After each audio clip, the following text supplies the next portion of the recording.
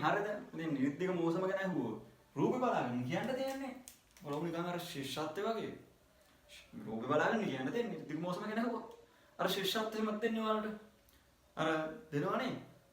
අර රූපයක් බලාගෙන වාක්‍ය පහක් දුක දෙන්න දිනවන්න යන්න. ශිෂ්‍යත්ව පේපරේ මතකයිනේ.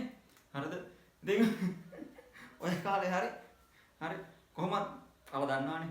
මට ඉතින් භාෂාවක් කියන එක පට්ට අවුල්. හරි. දැන්ට වඩා ඒ කාලේ සිංහල බෑ. හරි. දැන්ටත් වඩා බෑ ඒ කාලේ. හරි. ඉතින් මොන රූපෙ දුන්නත් හරියදමයි අර මට හරියට නිකන් අර මහ ප්‍රාණ අකුරු මූර්ධ දකුරු බෑ ඉතින්. හරි. ශිෂ්‍යත්වය කාලේ හරියටම බලනවනේ. හරිද? වාක්‍ය පහක් දුන්නොත් රූපයක් දෙනවනේ. වාක්‍ය පහක් ලියන්න ඕනේ. ඉතින් හරිද? මොන රූපෙ දුන්නත් තමයි. එක්ක හොඳ රූපයක් දුන්න කියලා දන්නකො.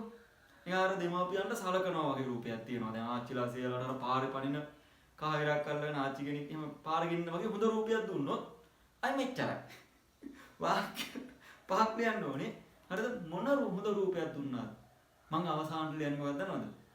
මේ රූපේ කියන වාක්‍ය පහක් එහෙම ලියන්න දෙන්නේ මට විශාල සතුටක් දැනුනේ. අනිත් ඔක්කොම වාක්‍යවල හරිද? මැද තියෙන මූර්ධද දන්තද ඔය ඔක්කොම වැරදි. හරි? උක්තාක්‍යද ඔක්කොම වැරදි. හරිද?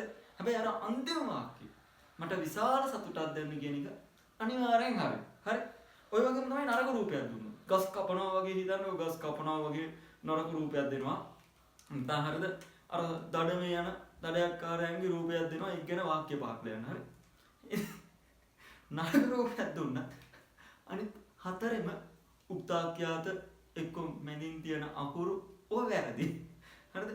පස්වෙනි වාක්‍යය අනිවාර්යෙන් හරි. ඕන රූපයක් දුන්නොත් හරිද? නරක රූපයක් දුන්න ගමන් මට විශාල දුකක් දැනෙනවා. අය ඒකේ උක්තාක්‍යාත ඔක්කොම හරි. හරි. ඉතින් ටීචර් දන්නා දැන් ශිෂ්‍යත්ව කාලේ පේපර් 100ක් විතර ලියවනවා නා. ඒ පේපර් 100ම හරිද?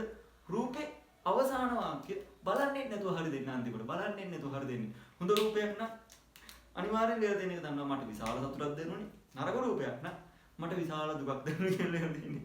අනිත් ටික තමයි බලන්නේ. හරි. අන්න ඒ වගේ ඉතින් රූපේ බලාගෙන ලියාගෙන යන්න දෙන්නේ. තේරුණානේ? ඔය වගේ අර ධම්මෝ.